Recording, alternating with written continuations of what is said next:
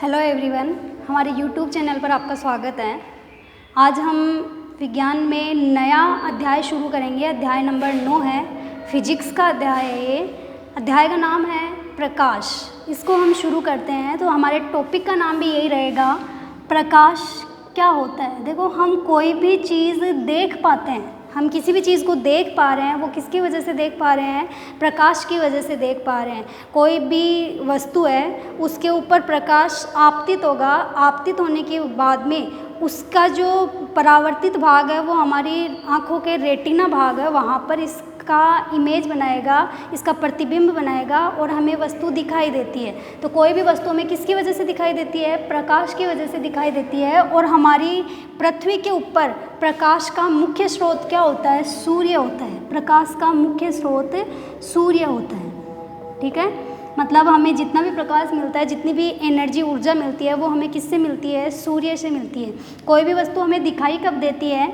ये जैसे ही कोई ऑब्जेक्ट है, कोई भी वस्तु है, उसके ऊपर प्रकाश की किरण गिरेगी, तो प्रकाश की किरण है, उसमें कितने कलर स्थित होते हैं? 7 रंग स्थित होते हैं। ठीक है, जिसको बोला जाता है, वैसे तो विबग्योर बोला जाता है,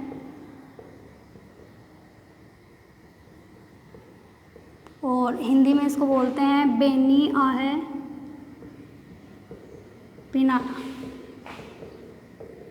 ये बोला जाता है। लेकिन आप इंग्लिश का याद कर लेना, ये ज़्यादा सही है। तो बेनी आहे पिनाला रहने देना। विबग्योर है, वो 7 कलर स्थित होते हैं। बैंगनी कलर, जो मैरून कलर होता है, इंडिगो कलर बोलते हैं उसको, वो ब्लू कलर, नीला रंग, ग्रीन, पीला, ऑरेंज कलर, नारंगी रंग होता है, और रेड, लाल रंग। ये 7 कलर है, वो एक लाइट रे, एक जो प्रकाश की किरण होती है उसमें स्थित होते हैं। तो जैसे ही कोई प्रकाश की किरण किसी भी वस्तु के ऊपर गिरती है, तो इसके जो ये 7 रंग है, इस किरण के अंदर जो 7 रंग स्थित है, उसमें से कुछ रंग तो क्या कर लिए जाते हैं? अवशोषित कर लिए जाते हैं। कुछ रंगों को तो अवशोषित कर लिया जाता है, और कुछ रंगों को क्या कर दिया जाता है? परावर्तित कर दिया जाता है। कुछ रंगों को अवशोषित कर लिया जाता है, कुछ रंगों को परावर्तित कर दिया जाता है। ये जो परावर्तित रंग हैं, इनका प्रतिबिंब हमारे आँखों के रेटिना के ऊपर बनता है। आँखों के रेटिना के ऊपर बनता है, और इसका उल्टा प्रतिबिंब बनता है। मतलब जो जैसे ये इमेज ऐसी है, तो इसका प्रतिबिंब ऐसा बनेगा हमारी आँखों के अंदर। तो ये आँखों का रेटिना जुड़ा होता है किसके? ब्रेन से जुड़ा होता है, आपके मस्तिष्क से जुड़ा होता है। तो यहाँ से इन संदेशों को ऑप्टिक नर्व्स के थ्रू कहाँ भेजा जाता है? मस्तिष्क तक भेजा जाता है। मस्तिष्क इनकी पहचान करता है, और पहचान करने के बाद हमें वस्तुएँ दिखाई देती है। कोई भी वस्तु है वो हमें दिखाई देती है। तो इस तरह से वस्तु, कोई भी चीज़ है, वो हमें दिखाई देती है। कैसे? प्रकाश की किरण वस्तु के ऊपर आपतित होगी, आपतन के बाद में कुछ रंग तो अवशोषित कर लिए जाते हैं, कुछ रंग परावर्तित कर दिए जाते हैं। जिन रंगों को परावर्तित किया जाता है, उनका प्रतिबिंब आँखों के रेटिना पर बनता है। आँखों की रेटिना है, वो मस्तिष्क से जुड़ा होता है। मस्तिष्क उस प्रतिबिंब को पहचान करता है, और पहचान करने के बाद हमें वस्तु दिखाई देती है। यहाँ तक तो हो गया। क्वेश्चन बने कि कोई वस्तु हमें कैसे दिखाई देती है, तो आपको ये लिख के आना है। आगे हम चलते हैं कि कोई भी वस्तु हमें अलग अलग रंगों की क्यों दिखाई देती है। तो देखो, सबसे पहले हमें वस्तु काली कब दिखाई देती है? जब प्रकाश की किरण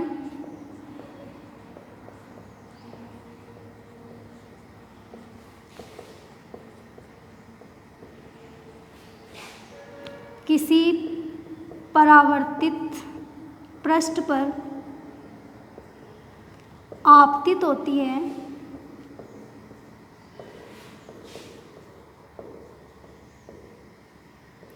तो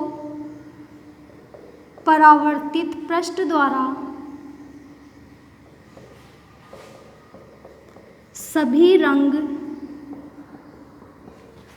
अवशोषित कर लिए जाते हैं। सभी रंग अवशोषित कर लिए जाते हैं। तो हमें कैसी दिखाई देती है वस्तु? काली दिखाई देती है, मतलब उसका रंग है वो काला दिखाई देता है। ठीक है, दूसरा चलते हैं अपन, कोई भी वस्तु है वो हमें सफ़ेद कब दिखाई देती है? जब सभी रंग परावर्तित कर दिए जाते हैं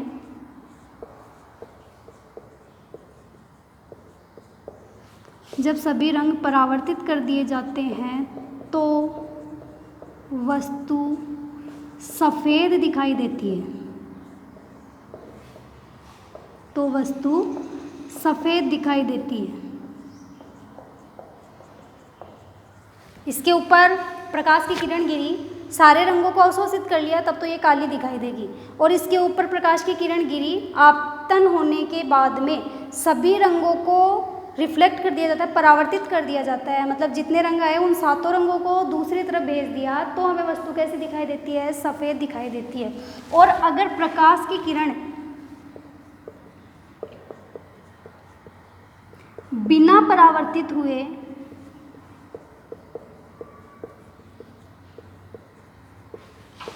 सीधे निकल जाती है, आगे की तरफ निकल जाती है, तो वस्तु कैसी दिखाई देती है? पारदर्शी दिखाई देती है। जो आपका कांच होता है उसमें हम आर पार देख सकते हैं, उससे बोलते हैं पारदर्शी। तो पारदर्शी कब दिखाई देती है? जब कोई भी प्रकाश की किरण इसमें से गुजर रही है, वो बिना परावर्तित हुए आगे की तरफ निकल जाती है, तो उसको हम क्या बोलेंगे? पारदर्शी कहेंगे। नेक्स्ट, चौथे नंबर पे हमें रंग, अलग अलग रंगों की वस्तुएं कब दिखाई देती है? कि जब प्रकाश किरण आपतित होती है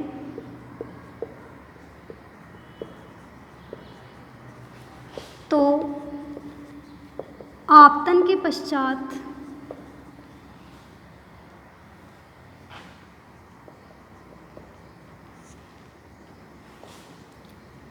हरा रंग परावर्तित करे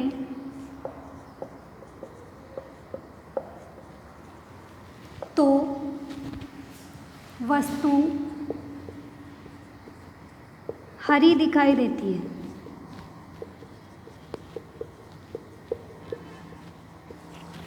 ये मान लो लाल रंग की कोई वस्तु है, इसके ऊपर प्रकाश की किरण गिरी, तो बाकी के 6 रंग तो ये क्या कर लेगी? अवशोषित कर लेगी, और जो लाल रंग है उसको क्या कर देगी? परावर्तित कर देगी। तो मान लो कोई वस्तु हरे रंग की है, तो अगर इसने हरा रंग परावर्तित किया है तो हमें वस्तु हरी दिखाई देगी। अगर इसने लाल रंग परावर्तित किया है तो हमें वस्तु लाल दिखाई देगी। यानी जिस रंग को ये परावर्तित करती है वैसी ही हमें वस्तु दिखाई देती है। और 5वां नंबर पॉइंट है, छाया कब बनती है?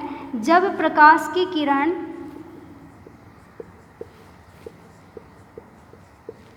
किसी अपारदर्शी वस्तु के ऊपर गिरती है, आपतित होती है, अपारदर्शी वस्तु पर आपतित होती है, तो छाया का निर्माण होता है। अपारदर्शी वस्तु पर होगी तो छाया बनेगी। ये 5 पॉइंट है। छोटे छोटे क्वेश्चन है, एग्जाम में पूछे जाते हैं, ऑब्जेक्टिव टाइप क्वेश्चंस में भी आते हैं, और एक एक नंबर के जो क्वेश्चन है उनमें भी इनको पूछा जाता है। अब आपके इस चैप्टर का मेन टॉपिक स्टार्ट हो रहा है, प्रकाश का परावर्तन।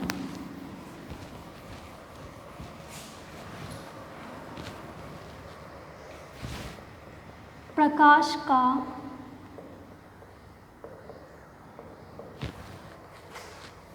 परावर्तन।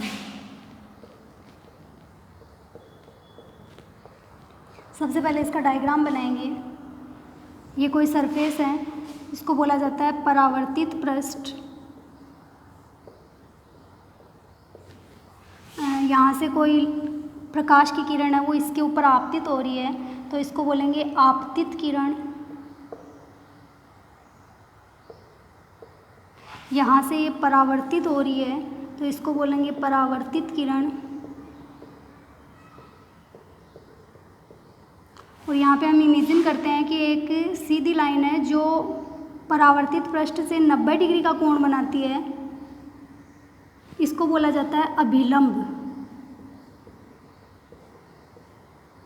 ओ से डिनोट किया जाता है इसको। इन दोनों के बीच में एक कोण बनता है जिसको आई बोलते हैं, इन दोनों के बीच में एक कोण बनता है जिसको आर बोलते हैं। ठीक है, अब इसकी हम परिभाषा लिखेंगे। प्रकाश के परावर्तन की परिभाषा क्या होती है? जब कोई प्रकाश की किरण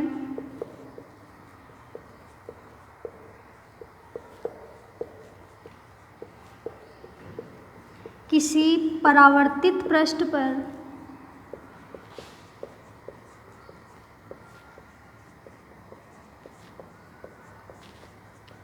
आपतित होती है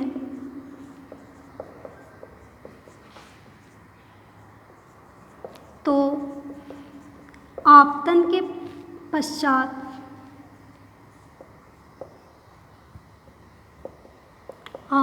पश्चात उसी माध्यम में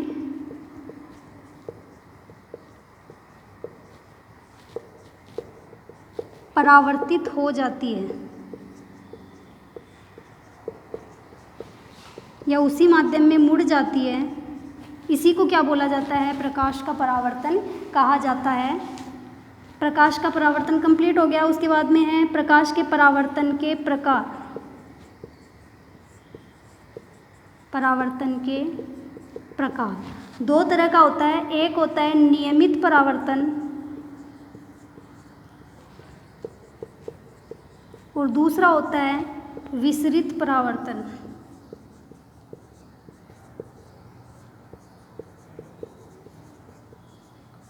यहाँ पे एक छोटा सा नाम और लिख लेना। ये जो कोण आई है इसको बोला जाता है आपतन कोण और आर को बोला जाता है परावर्तन कोण। अब चलते हैं हम नियमित परावर्तन और विसरित परावर्तन। तो इनकी परिभाषा लिखेंगे सबसे पहले, नाम इसमें इम्पोर्टेंट होते हैं। जब कोई आपतित किरण किसी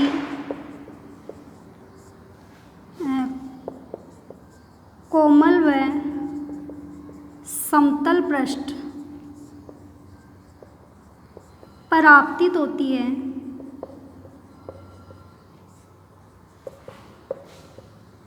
तो आपतन के पश्चात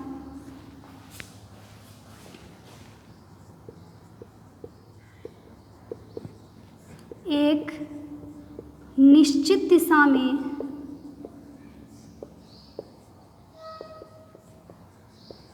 परावर्तित हो जाती है।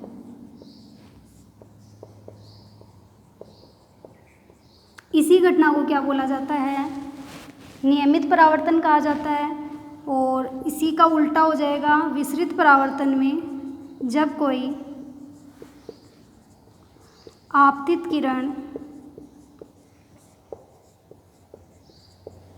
किसी खुरदरे व ये खुरदरे पृष्ठ पर आपतित होती है तो आपतन के पश्चात